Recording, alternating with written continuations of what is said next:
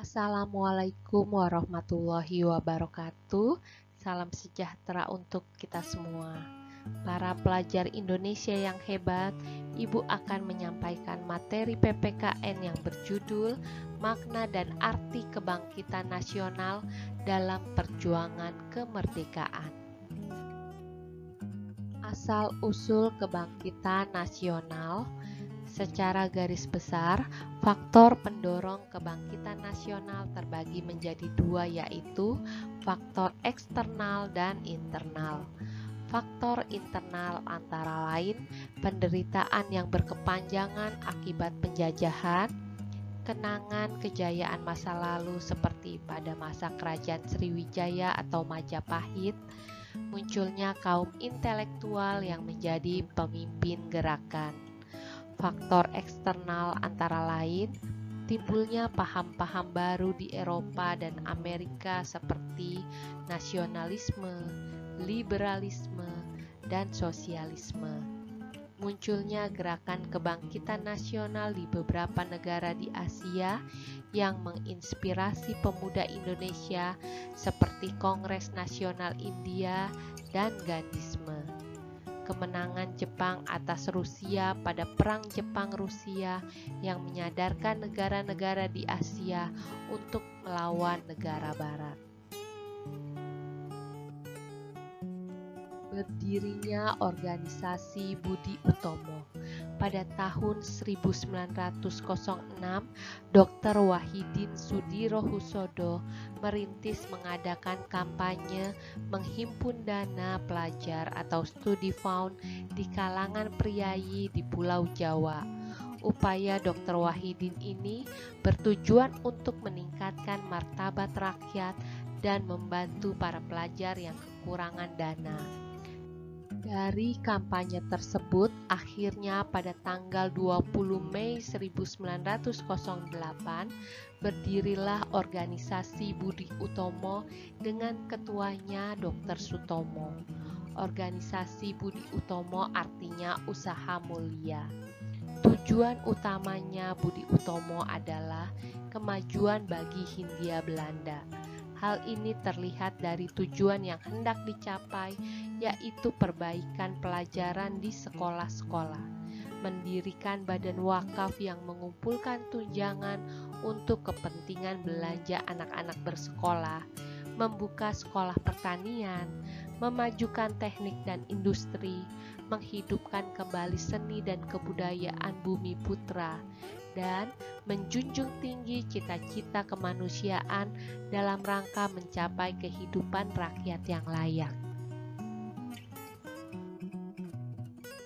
Keunggulan dari dibentuknya Budi Utomo bagi bangsa Indonesia adalah meningkatnya kualitas penduduk di Indonesia, karena organisasi ini melaksanakan pembelajaran bahasa Belanda. Namun pada awal pembentukan Budi Utomo, organisasi ini memiliki berbagai kendala, yaitu pembatasan anggota Budi Utomo hanya untuk masyarakat Jawa dan Madura, tidak mencampuri urusan politik. Kongres Budi Utomo yang pertama berlangsung di Yogyakarta pada tanggal 3 Oktober sampai 5 Oktober 1908. Dalam kongres yang pertama, berhasil diputuskan beberapa hal berikut, antara lain membatasi jangkauan geraknya kepada penduduk Jawa dan Madura, tidak melibatkan diri dalam politik. Bidang kegiatan adalah bidang pendidikan dan budaya, menyusun pengurus besar organisasi yang diketuai oleh RT Tirto Kusumo, merumuskan tujuan utama Budi Utomo yaitu kemajuan yang selaras untuk negara dan bangsa. Sejak Perang Dunia Pertama tahun 1914, Budi Utomo mulai terjun dalam bidang politik. Hal ini dapat dibuktikan dengan peristiwa sebagai berikut. Dalam rapat umum Budi Utomo di Bandung tanggal 5 dan 6 Agustus 1915 menetapkan mosi agar dibentuk milisi bagi bangsa Indonesia, namun melalui persetujuan parlemen. Pembentukan milisi berhubungan dengan meletusnya Perang Dunia Pertama tahun 1914. Meskipun Belanda dan Hindia Belanda tidak terlibat dalam Perang Dunia Pertama, tetapi ancaman peperangan berpengaruh terhadap penduduk Belanda di Hindia Belanda, di mana muncul kekhawatiran akan intervensi pasukan Jepang. Budi Utomo menjadi bagian dalam Komite Indiwerbar, yaitu misi ke negeri Belanda dalam rangka untuk pertahanan Hindia Belanda. Ki Josowoyo sebagai wakil Budi Utomo dalam misi tersebut berhasil mengadakan pendekatan-pendekatan dengan pejabat Belanda. Meski undang-undang wajib militer atau pembentukan suatu milisi gagal dipenuhi pemerintah Belanda, ternyata parlemen Belanda menyetujui pembentukan Volksraad atau Dewan Rakyat bagi Hindia Belanda. Budi Utomo segera membentuk sebuah komite nasional untuk menghadapi pemilihan anggota Volksraad. Pada Kongres Budi Utomo tahun 1923 diusulkan adanya asas non-kooperatif sebagai asas perjuangan, namun ditolak oleh sebagian peserta Kongres. Penolakan ini disebabkan karena para anggota dan pengurus Budi Utomo yang mayoritas merupakan pegawai-pegawai pemerintah, sehingga akan menyulitkan posisi mereka. Hingga akhirnya Dr. Sutomo yang tidak puas dengan Budi Utomo pada tahun 1924 mendirikan Indis Studies Club di Surabaya. Hal ini disebabkan karena asas kebangsaan Jawa dari Budi Utomo sudah tidak relevan dengan perkembangan rasa kebangsaan yang menuju pada sifat nasional. Indis Studi Club ini pada perkembangannya menjadi PBI, Persatuan Bangsa Indonesia. Pada tahun 1927, Budi Utomo masuk dalam PPPKI, Permufakatan Perhimpunan Politik Kebangsaan Indonesia yang dipelopori Insinyur Soekarno. Budi Utomo mengadakan fusi dengan PBI Persatuan Bangsa Indonesia, partai pimpinan Dr. Sutomo yang terjadi pada tahun 1935. Hasil fusi melahirkan Parindra, Partai Indonesia Raya, sehingga berakhirlah riwayat Budi Utomo sebagai organisasi pergerakan pertama di Indonesia. Makna dan arti kebangkitan nasional.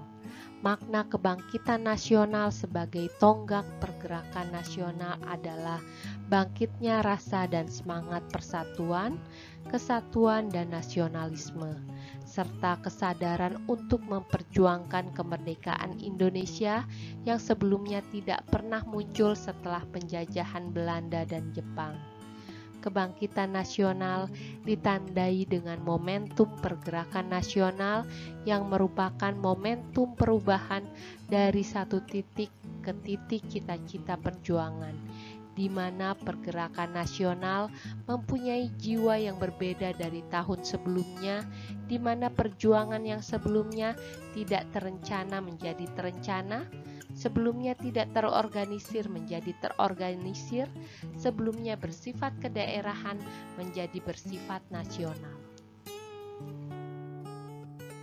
Kebangkitan nasional dimulai pada tanggal 28 Oktober 1928 pada momen Sumpah Pemuda yang berhasilnya menciptakan sebuah senjata trisula, yakni sebilah tombak bermata tiga, yaitu satu nusa, satu bangsa, dan satu bahasa.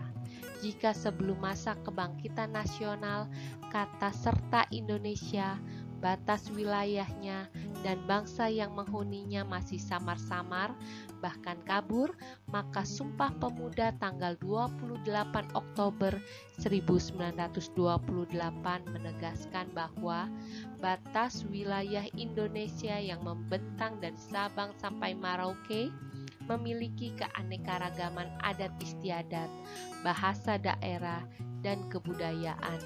Namun mereka adalah satu bangsa, yakni bangsa Indonesia yang menjunjung bahasa Indonesia sebagai bahasa persatuan.